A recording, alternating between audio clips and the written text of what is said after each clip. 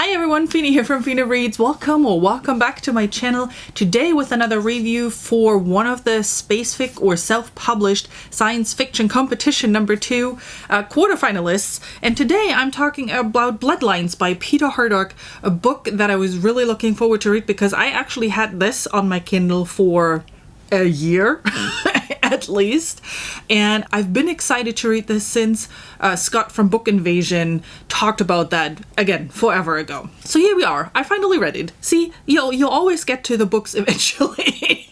And I wanted to share my thoughts about this. Again, disclaimer, these are my own thoughts. This does not reflect the overall rating of the team. This is just my review. And yeah, let's go.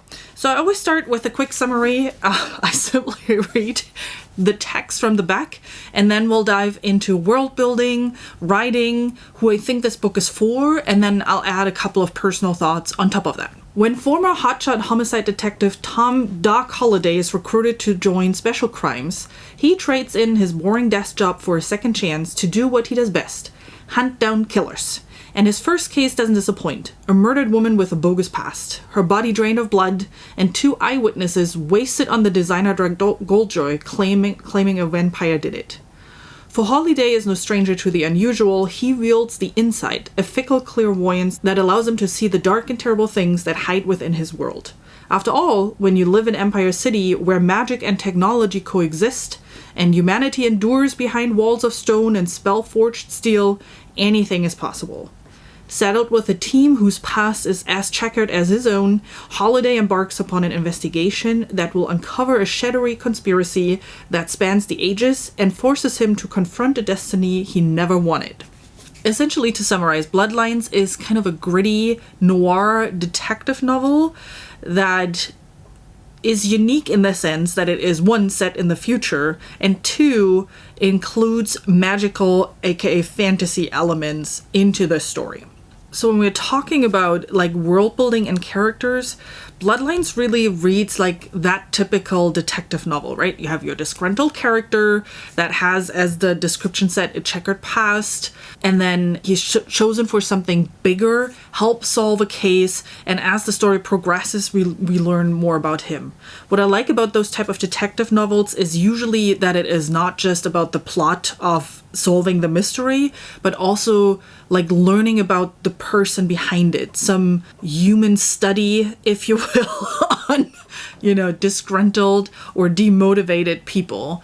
And that's really what Bloodlines is about. It follows a very similar aspect. It has a very similar plot line. The interesting part here is really, 1, that futuristic setting. So you have an AI that they always have in their ear. They have self-driving cars that have coffee machines in them and a whole bunch of other luxury. And in addition to that, I mean, that would already be a great sci-fi story. But to top it then off, the main character in general in the world, there's magic part of it. It's kept rather fuzzy, so it's not explained in real detail on how the magic works or where it's coming from. It's kind of there, and the main character deals with it.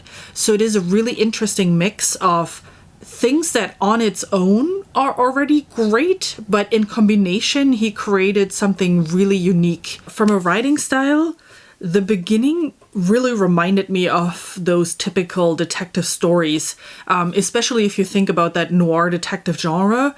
When you have TV shows or movies, when they show this sepia effect and then you have that narrative voice saying like, it was a long day when she came into my office, like that type. It is pretty much that at the beginning. But as things get revealed and as twists take their turn, you realize there's a lot more, and the writing opens up a lot more as well, if that makes sense. It is a rather slow-paced book. I thought it took about 150 pages till the first big thing happened. Then we had a little bit faster pace, and then it kind of mellowed down a little bit. So the general pace is rather slow, and it's not like oh my god, there are things happening left and right.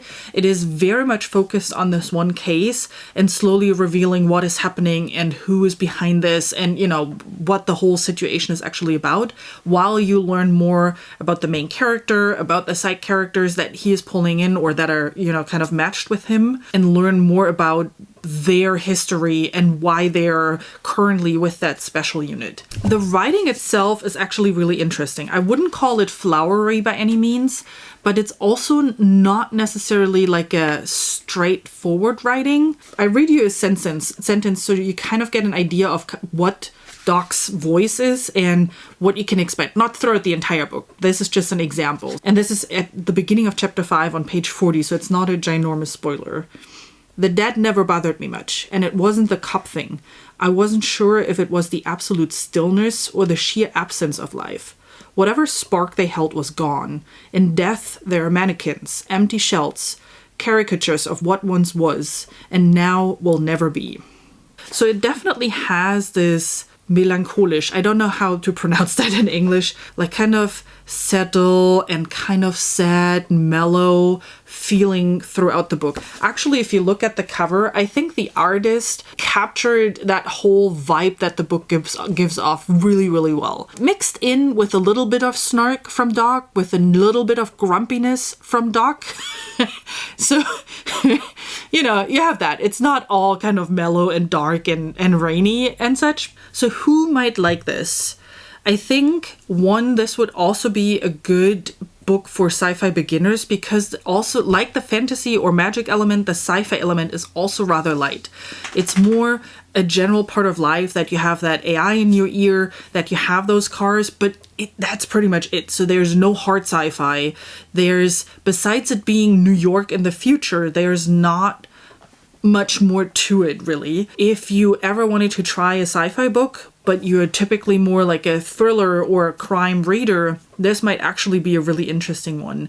And then generally, if you like this gritty noir detective with a questionable past type of storyline, this delivers on that. The focus is very much on that mystery, on that body that they're finding at the beginning, and on that relationship building of that little unit that is basically thrown together. And I think also, yeah, if you're just looking for something unique, if you're looking for something that is not your typical fantasy story, that is not your typical mystery novel, that is not your typical sci-fi, because it is combining all of these things together. Moving a little bit into personal thoughts into here, what you have to get ready for, it's a hell of a book.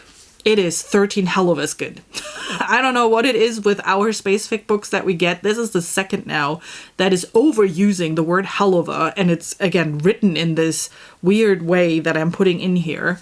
And I could live with it if it would be the same character using the word, but again here, like with the other book, it's used by all of the characters. I'm like, come on. It really destroys the unique voice of them. That actually, by the way, is something that I found really interesting because Doc and the other characters that are part of the story all have their unique voice.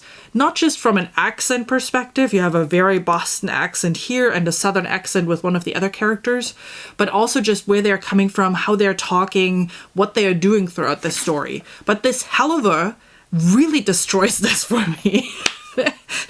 Besides that, I love reading just general thriller and crime novels, and I've actually read, like a couple of years ago, I've read a lot of Northern European type of thrillers. So Mankell is one of the bigger ones, or Ian Rankin, Joe Nesbø, and then there are some that are not as known, like Yrsa Sigurðardóttir or Arnaldur Indridason.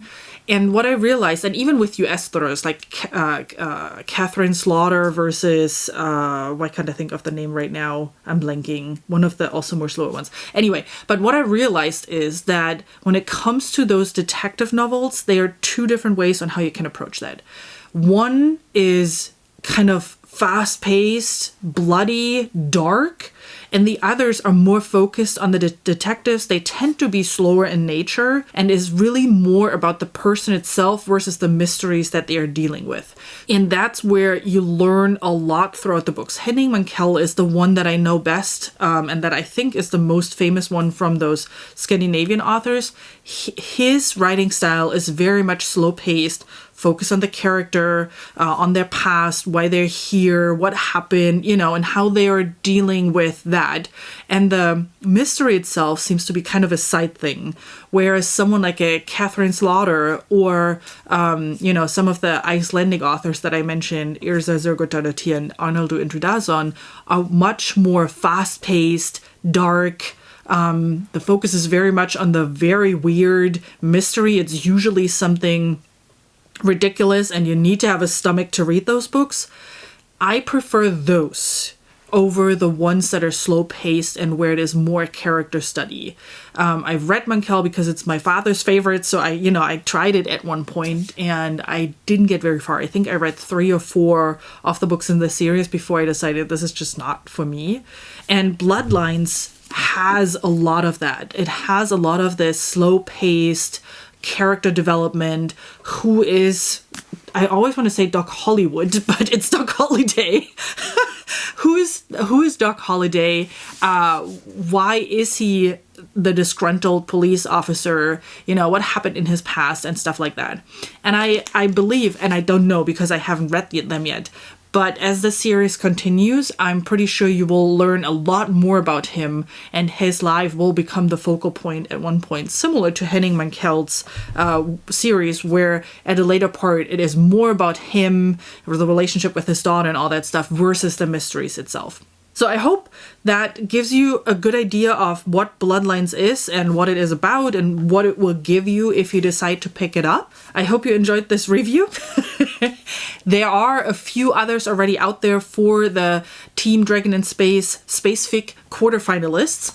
By the time this video will go up, we will already have picked the semifinalists. I don't know who those are going to be for our team quite yet, but check out the videos as they come out and some of my older videos to see what the announcement is. Don't forget to subscribe to my channel if you enjoyed this review, if you want to see more from my SPSFC reviews or any of the other videos that I'm putting out there. And then I hope you have a great rest of your day and that I will see you soon with a new video. Bye!